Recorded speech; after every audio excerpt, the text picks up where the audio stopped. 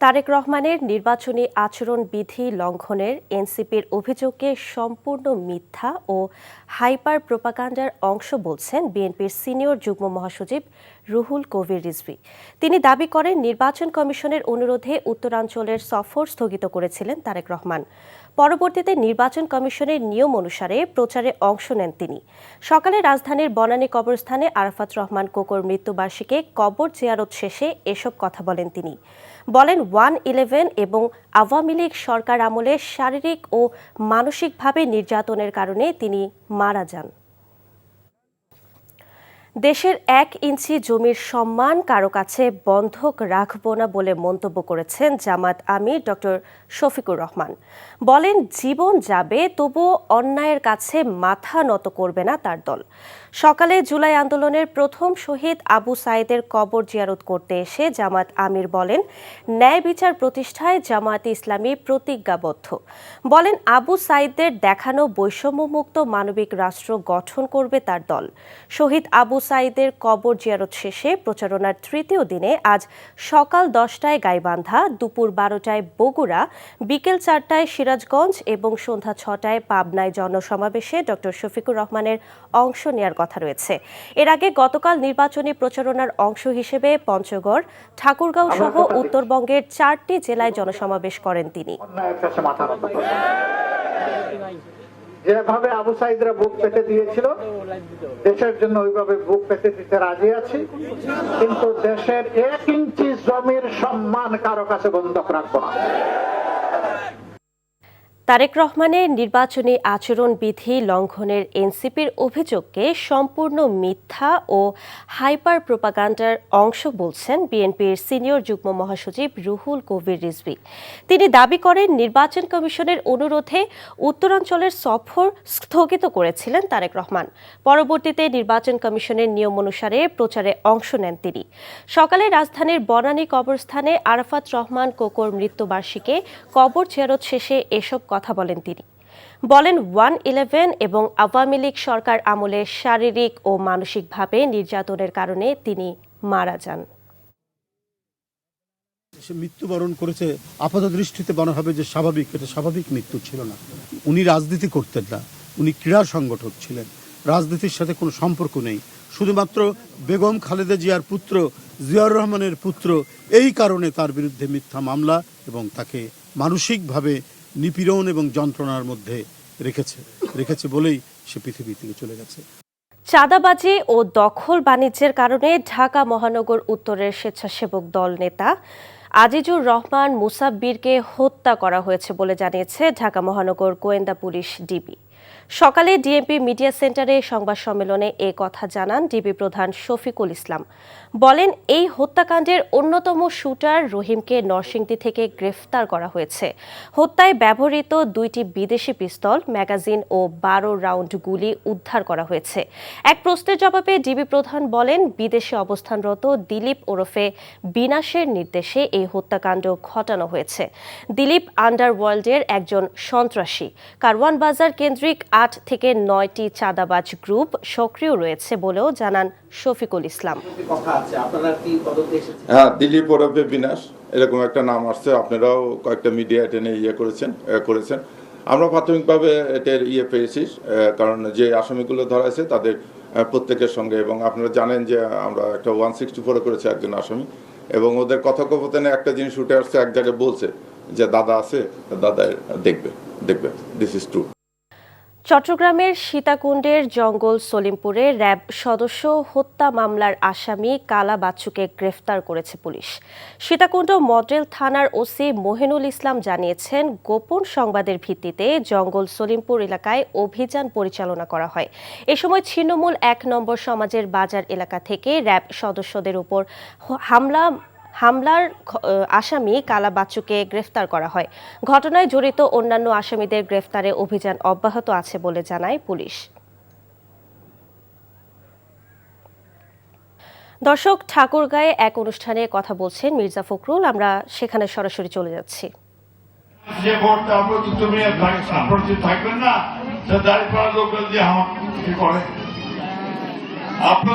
পরিষ্কার করে বলতে চাই, আমরা ধানের শীষে লোকেরা আপনাদের পাশে উচ্চল ছিলাম, এখনো থাকবো ইনশাআল্লাহ। আপনি দেখেছেন পূজার সময় আমাদের ছেলেরা এসে আপনাদের বন্ধ পার। বিএনপি চেয়ারম্যান তারেক রহমানের সঙ্গে ভারতের চুক্তির তথ্য ভিত্তিহীন ও অপপ্রচার বলে জানিয়েছেন বিএনপি নির্বাচন পরিচালনা কমিটির মুখপাত্র মাহদি আমিন। সকালে গুলশানে বিএনপি নির্বাচনী কার্যালয়ে সাংবাদিকদের প্রশ্নের জবাবে তিনি বলেন, কোনো ধরনের প্রমাণ ছাড়াই জামাতের সিনিয়র নেতারা এই ধরনের গুজব ছড়াচ্ছে। স্বাধীনতা সার্বভৌমত্বের প্রশ্নে বিএনপি সবসময় আপোষহীন উল্লেখ করে মাহদি আমিন বলেন, আধিপত্যবাদের বিরুদ্ধে লড়াই অব্যাহত রাখবে বিএনপি। ফ্যামিলি কার্ড বিতরণের বিভিন্ন জায়গায় টাকা নেওয়ার অভিযোগ পাওয়া গেছে উল্লেখ করে তারেক রহমানের এই উপদেষ্টা বলেন, ক্ষমতায় গেলে সম্পূর্ণ বিনামূল্যে যোগ্যদের হাতে কার্ড পৌঁছে দেবে বিএনপি। ন্যূনতম কোনো বাস্তবতা নাই, ন্যূনতম কোনো সত্যতা নাই। আমরা মনে করি এটা অপকৌশল বা অজ্ঞতা যেটাই হোক, ভারতের সাথে বিএনপির চুক্তির বিষয়ে যেসব কথা বলা হচ্ছে তা সম্পূর্ণরূপে অপপ্রচার। দ্বৈত নাগরিক প্রার্থীদের ক্ষেত্রে নির্বাচন কমিশনের নমনীয়তা গ্রহণযোগ্য নয় বলে মন্তব্য করেছেন সুশাসনের জন্য নাগরিক সুজনের সম্পাদক বদিউল আলম মজুমদার। সকালে রাজধানী সেগুনবাগিচায় ঢাকা রিপোর্টার্স ইউনিটিতে সুষ্ঠু নির্বাচন নিশ্চিতকরণের অংশীজনদের ভূমিকা শীর্ষক আলোচনা সভায় একথা বলেন তিনি। বদিউল আলম মজুমদার জানান, অতীতের মতো এবারও নির্বাচনে কালো টাকা ব্যবহারের আশঙ্কা রয়েছে, যা পুরো প্রক্রিয়াকে প্রশ্নবিদ্ধ করতে পারে। কালো টাকার ব্যবহার বন্ধে সরকার ও নির্বাচন কমিশনকে আরও কঠোরভাবে অবস্থান নিতে হবে। বলেন, পোস্টাল ব্যালট নিয়ে বিতর্ক রয়েছে এবং এ বিষয়ে ইসিকে সুষ্ঠু তদন্ত করে প্রয়োজনে ব্যবস্থা নিতে হবে। পাশাপাশি এআই এর যুগে ভোটের দিন অপপ্রচার চালানো হতে পারে জানিয়ে নির্বাচন কমিশনকে আগেই সতর্ক ও তৎপর থাকার আহ্বান জানান তিনি। ঋণ খেলাপির ক্ষেত্রে এবং দ্বৈত নাগরিকত্বের ক্ষেত্রে নির্বাচন কমিশন যে নমনীয়তা প্রদর্শন করেছে এটা কোনোভাবে গ্রহণযোগ্য নয় এবং আমি ব্যক্তিগতভাবে মনে করি ন্যাক্কারজনক। পোস্টাল ব্যালট কিন্তু পুরো নির্বাচন ব্যবস্থাকেই, নির্বাচনী ফলাফলকেই বিতর্কিত করে দিতে পারে। তো এ পারে তাদের মনোযোগ অত্যন্ত গুরুত্বপূর্ণ। ফ্যামিলি কার্ডের মাধ্যমে একটি দল ভোট কেনার কৌশল অবলম্বন করছে বলে অভিযোগ করেছেন এনসিপির আহ্বায়ক নাহিদ ইসলাম। ঢাকা 11-এর MA কাইয়ুমের দ্বৈত নাগরিকত্ব নিয়ে আদালতে মামলা করা হবে বলেও জানান তিনি। সকালে রাজধানীতে নির্বাচনী প্রচারের সময় নাহিদ এসব কথা জানান। এনসিপির প্রচারে নানাভাবে বাধা দেওয়া হচ্ছে বলে অভিযোগ করেন তিনি। তার দাবি, দেশের বিভিন্ন স্থানে এনসিপির ব্যানার ছিঁড়ে ফেলা হচ্ছে।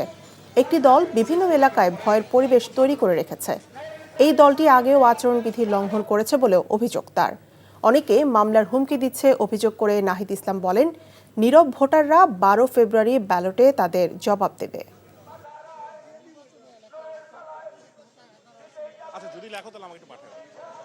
রায় দিবে তাদের ভোটের মাধ্যমে, যদি ভোটটা সুষ্ঠুভাবে দিতে পারে এবং সবকিছু তো আসলে জনগণই ঠিক করবে। 12 ফেব্রুয়ারি দেখা যাবে যে আসলে কাদের জামানত থাকে এবং কাদের থাকে না। বিএনপির চেয়ারম্যান তারেক রহমান বলেছেন, যেই পরিকল্পনাই করা হোক না কেন, আগে সবার নিরাপত্তা নিশ্চিত এবং দুর্নীতি রোধ করতে হবে। তিনি বলেন, বিএনপি সামাজিক ও ধর্মীয় মূল্যবোধ নিয়ে এগিয়ে যেতে চায়। জানান, সবার আগে গণতান্ত্রিক চর্চা শুরু করতে হবে। আমার ভাবনায় বাংলাদেশ রিলসের 10 জন বিজয়ীর সাথে আলাপচারিতায় এসব কথা তুলে ধরেন বিএনপি চেয়ারম্যান। ইফতেখার রেজার রিপোর্ট। বিএনপির উদ্যোগে আয়োজিত আমার ভাবনায় বাংলাদেশ জাতীয় রিল মেকিং প্রতিযোগিতায় বিজয়ীদের সঙ্গে meet and greet with Tarique Rahman অনুষ্ঠিত হয়। দুপুরে রাজধানীর গুলশানে বিচারপতি শাহাবুদ্দিন পার্কে এই অনুষ্ঠানের আয়োজন করা হয়। সেখানে প্রতিযোগিতায় বিজয়ীদের সঙ্গে মতবিনিময় করেন বিএনপি চেয়ারম্যান তারেক রহমান। সাথে ছিলেন তার কন্যা ব্যারিস্টার জাইমা রহমান। তারেক রহমান বলেন, বিএনপি ক্ষমতায় আসলে উন্নত বিশ্বের সাথে তাল মিলিয়ে শিক্ষা ব্যবস্থার ব্যাপক পরিবর্তন আনা হবে। Not making building school buildings, আমরা স্কুল বিল্ডিং নতুন 3-4 4 5 স্কুল বিল্ডিং বানানো, এটা আমাদের লক্ষ্য না। বরং ওই বাজেটটা দিয়ে আমরা আমাদের প্রাইমারি টিচারদেরকে মোর কোয়ালিফাইড করতে চাচ্ছি, মোর ট্রেনিং দিতে চাচ্ছি তাদেরকে, যেই ট্রেনিংটার মধ্যে একাডেমিক ট্রেনিং থাকবে। এ সময় তারেক রহমানের ভাবনায় উঠে আসে সবার আগে প্রয়োজন গণতান্ত্রিক চর্চা। ডেমোক্রেসি প্র্যাকটিস করতে হবে। আমরা ডেমোক্রেসি যত বেশি প্র্যাকটিস করবো এভরি লেভেল, শুধু যে জাতীয় সংসদ নির্বাচন তা না, আমরা ইউনিয়ন পরিষদের মেম্বার, ইউনিয়ন পরিষদের চেয়ারম্যান, পৌরসভার চেয়ারম্যান, পৌরসভার মেম্বার, আমরা এইখানে যত ডেমোক্রেসি প্র্যাকটিস করব তখন হবে কি আস্তে আস্তে সেই মানুষগুলোই সামনে বেরিয়ে আসবে যারা অ্যাকচুয়ালি মানুষের জন্য কাজ করতে চায়। আগামী বাংলাদেশ গঠনের ক্ষেত্রে সামাজিক ও ধর্মীয় মূল্যবোধ নিয়ে এগোতে চায় বিএনপি, এমনটাই জানান তিনি। আলাপকালে উঠে আসে শিক্ষা, দুর্নীতি সহ দেশের নানান সমস্যার কথা। তারেক তনয়া জাইমা রহমানের ভাবনায় সামাজিক ও পারিবারিকভাবে সচেতনতাই পারে সাইবার বুলিংয়ের মতো ঘটনা কমাতে। ডিজিটাল এডুকেশন যদি করা হয়, যে শেখানো হয় যে আচ্ছা ঠিক আছে নিজেকে ঠিকঠাক মতো কীভাবে রাখা যায়, মানে ওই যে হ্যাকিংও তো অনেক হয়, কিন্তু আমাদের বোঝা হচ্ছে ঠিক আছে সিস্টেমগুলো হ্যাকিং, রিপোর্টিং কীভাবে হয়, রিপোর্টিংয়ের সিস্টেম হয়তো বা করতে লাগবে। তবে কমিউনিটি ডেস্ক যদি করা যায় তো হয়তো বা যদি এলাকায় যদি কিছু ঘটে তাহলে ওখানে এলাকার মানুষরাই ওইভাবে মানে জিনিসটাকে ম্যানেজ করতে পারবে। বিদেশে জনশক্তি রপ্তানিতে সঠিক প্রশিক্ষণের পাশাপাশি ক্ষুদ্র ঋণ দেওয়ার কথাও জানিয়েছেন বিএনপি চেয়ারম্যান তারেক রহমান। ইফতেখার রেজা, এনটিভি নিউজ, ঢাকা। যারা জুলাই যোদ্ধা ও শহীদদের প্রতি শ্রদ্ধাশীল তারাই হ্যাঁ ভোট দেবে বলে মন্তব্য করেছেন স্থানীয় সরকার উপদেষ্টা আদিলুর রহমান। জুলাই যোদ্ধাদের আত্মত্যাগ বাংলাদেশের ইতিহাসে গৌরবোজ্জ্বল অধ্যায় বলেও মন্তব্য করেন তিনি। উপদেষ্টা বলেন, স্বৈরাচারের দোসর ছিল যারা, তাদের অবস্থান আলাদা। দেশের জনগণ তাদের ভালোভাবেই চেনেন। গণতন্ত্র, ন্যায় বিচার ও শহীদদের আদর্শের পক্ষে অবস্থান নেয়া সময়ের দাবি মাত্র। সকালে বগুড়া জেলা প্রশাসকের কার্যালয়ে মতবিনিময় সভায় তিনি কথা বলেন। মাত্র 4 দিনের মাথায় নারায়ণগঞ্জের সোনারগাঁওয়ে প্রতিবন্ধী অটোচালক হত্যার ঘটনায় অভিযুক্ত 5 জনকে গ্রেফতার করেছে পিবিআই। 5 জনের মধ্যে 2 জন সরাসরি হত্যার সঙ্গে যুক্ত ছিল, বাকিরা হত্যার পর লুট করে নেয়া অটোরিকশা কেনার সঙ্গে জড়িত। সকালে পিবিআই নারায়ণগঞ্জের পুলিশ সুপার মোহাম্মদ মুস্তফা কামাল রাশেদ জানান, অটোরিকশা লুটের উদ্দেশ্যেই চালক সোহেলকে নেশাজাতীয় দ্রব্য খাইয়ে স্কচ টেপ পেঁচিয়ে হত্যা করে ঘাতকরা। গত 20 জানুয়ারি সোনারগাঁয়ে প্রতিবন্ধী অটো চালক সোহেলের মরদেহ উদ্ধার করে পুলিশ। এ ঘটনায় নিহতের ছোট ভাই মহসিন মিয়া বাদী হয়ে হত্যা মামলা দায়ের করেন। তরুণদের উপস্থাপনায় দক্ষতা, রিপোর্টিং জ্ঞান, গণমাধ্যম সম্পর্কে বাস্তব অভিজ্ঞতা ও বই পাঠে আগ্রহ সৃষ্টি করার লক্ষ্যে মিট দ্য রিপোর্টার্সের আয়োজন করা হয় রংপুরে। দুপুরে রংপুর চেম্বার অব কমার্স মিলনায়তনে ঐকতান সাংস্কৃতিক কেন্দ্রের আয়োজনে দিনব্যাপী এই সেশন হয়। এ সময় এনটিভির special correspondent Tamjid Suman, senior news presenter Tasrima Nahid, channel 24-এর বার্তা সম্পাদক মুকসিমুল আহসান অপু ও এটিএন নিউজের আবদুল্লাহ আল মাহমুদ বক্তব্য রাখেন। চট্টগ্রামের মাইজ ভান্ডারে উদযাপিত হয়েছে সৈয়দ আহমদ উল্লাহ মাইজ ভান্ডারির 120তম ওরস শরীফ। প্রতি বছরের ন্যায় এবারও চট্টগ্রামের ফটিকছড়ির মাইজ ভান্ডার শরীফে দেশের নানা প্রান্ত থেকে বিপুল সংখ্যক ধর্মপ্রাণ মানুষ সমাগম হয়েছে। এদিকে চাঁদপুরের ইসলামপুরে গাছতলা দরবার শরীফে 3 দিনব্যাপী 91তম বাৎসরিক ওরস মাহফিল চলছে। এ সময় দেশের পীর মাশায়েখ ও ওলামায়ে কেরামগণ কোরআন ও হাদিসের আলোকে বয়ান করেন। এ সময় গাছতলা দরবার শরীফের পীর আল্লামা আলহাজ খাজা মোহাম্মদ আরিফুর রহমান তাহিরি উপস্থিত ছিলেন। বাংলাদেশ নয়, স্কটল্যান্ডে খেলতে যাচ্ছে টি-20 বিশ্বকাপ, এমনটাই জানিয়েছে ক্রিকেট বিষয়ক ওয়েবসাইট ESPN, ক্রিকইনফো এবং ক্রিকবাজ। আইসিসির বিরোধ নিষ্পত্তি কমিটি চিঠি পাঠালেও তা গ্রাহ্য করেনি তারা। ফলে আসন্ন বিশ্বকাপে দর্শক হিসেবেই থাকতে হবে বাংলাদেশকে। এদিকে বাংলাদেশের সঙ্গে অন্যায় করা হয়েছে বলে জানিয়েছেন পিসিবি প্রধান মহসিন নাকভি। নিলয় মজুমদারের রিপোর্ট। বিসিবি সভাপতি অলৌকিকের প্রত্যাশায় থাকলেও শেষ পর্যন্ত বাংলাদেশকে স্থলাভিষিক্ত করে বিশ্বকাপে জায়গা করে নিয়েছে স্কটল্যান্ড। বিষয়টি নিশ্চিত করেছে ক্রিকেট বিষয়ক ওয়েবসাইট ESPN, ক্রিকইনফো। এছাড়াও একই তথ্য জানিয়েছে বাকি ভারতীয় গণমাধ্যমগুলো। গত বুধবার আইসিসি বিসিবিকে জানিয়ে দেয় ভারতে গিয়ে টি-20 বিশ্বকাপ খেলতে হবে বাংলাদেশকে। শ্রীলঙ্কায় বাংলাদেশের ম্যাচ স্থানান্তরের দাবি জানালেও আইসিসির বোর্ড সভায় ভোটাভুটিতে হেরে যায় বাংলাদেশ। সিদ্ধান্ত পরিবর্তনের জন্য 24 ঘন্টা সময় বেঁধে দেওয়া হলেও তা পরিবর্তন করেনি বাংলাদেশ। বিশ্বকাপ ইস্যুতে আইসিসি বিরোধ নিষ্পত্তি কমিটিকে পিসিবি চিঠি দিলেও তা গ্রাহ্য করেননি তারা। এদিকে বাংলাদেশের সাথে অন্যায় হয়েছে বলে মনে করেন পাকিস্তান ক্রিকেট বোর্ডের প্রধান। আমার মনে হয় বাংলাদেশের সঙ্গে অবিচার করা হয়েছে। বাংলাদেশ বড় এক স্টেক হোল্ডার ক্রিকেটের, তাদের সঙ্গে অন্যায় করা হচ্ছে। যে কোনো অবস্থায় বাংলাদেশকে বিশ্বকাপে খেলতে দেওয়া উচিত। আমরা সরকারের প্রতি দায়বদ্ধ। যদি সরকারের পক্ষ থেকে নির্দেশনা আসে তাহলে পাকিস্তান বিশ্বকাপে অংশ নেবে না। এই বিষয়ে এখনো কোনো কিছু নিশ্চিত করেনি BCB. Niloy Majumdar, NTV news, Dhaka. প্রচলিত উন্নয়নের ধারণা পরিবর্তন করে পরিবেশ বিষয়ক বিষয়গুলোতে আরও মনোযোগী হওয়ার জন্য সংসদ নির্বাচনের প্রতিদ্বন্দ্বিতাকারী প্রার্থীদের প্রতি আহ্বান জানিয়েছেন বন, পরিবেশ এবং জলবায়ু পরিবর্তন বিষয়ক উপদেষ্টা সৈয়দা রিজওয়ানা হাসান। ত্রয়োদশ জাতীয় সংসদ নির্বাচনকে সামনে রেখে রাজনৈতিক দলগুলোর সবুজের জন্য প্রতিশ্রুতি শীর্ষক ম্যানিফেস্টো টক অনুষ্ঠানে তিনি এমন আহ্বান জানান। রাজধানীর আগারগাঁও পরিবেশ ভবনে অনুষ্ঠিত এই আলোচনায় সারা দেশ থেকে পরিবেশ নিয়ে কাজ করা কর্মী, বিশেষ করে তরুণ প্রজন্মের কর্মীরা যোগ দেন। এ সময় নিজ নিজ এলাকার পরিবেশগত মৌলিক সমস্যাগুলো নিয়ে প্রার্থীদের প্রশ্ন করার জন্য সবার প্রতি আহ্বান জানান বক্তারা। বায়ু দূষণ রোধে অন্তর্বর্তীকালীন সরকার ইটভাটার বিরুদ্ধে কঠোর ব্যবস্থা নিয়েছে উল্লেখ করে উপদেষ্টা রিজওয়ানা হাসান এই উদ্যোগ পরবর্তী সরকারও চলমান রাখবে বলে আশাবাদ ব্যক্ত করেন।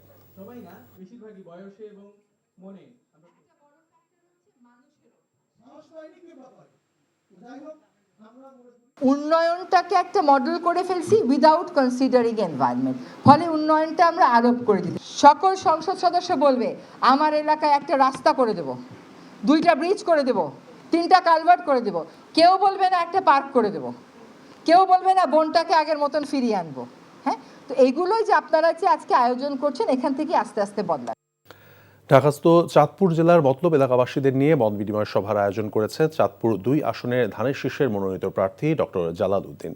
রাজধানীর একটি হোটেলে অনুষ্ঠিত সভায় ঢাকায় কর্মরত চাঁদপুর 2 আসনের ব্যবসায়ী, শিল্পপতি, পেশাজীবী, সমাজকর্মী সহ নানা শ্রেণী পেশার প্রতিনিধিরা অংশ নেন। মতলব এলাকার সার্বিক উন্নয়ন, শিক্ষা, স্বাস্থ্যসেবা, কর্মসংস্থান সৃষ্টি, অবকাঠামো উন্নয়ন সহ বিভিন্ন গুরুত্বপূর্ণ বিষয়ে নিজেদের মতামত এবং প্রস্তাব তুলে ধরেন অংশগ্রহণকারীরা। এ সময় ডক্টর জালাল উদ্দিন বলেছেন, জনগণের চাহিদা এবং প্রত্যাশাকে গুরুত্ব দিয়েই ভবিষ্যৎ পরিকল্পনা গ্রহণ করা হবে।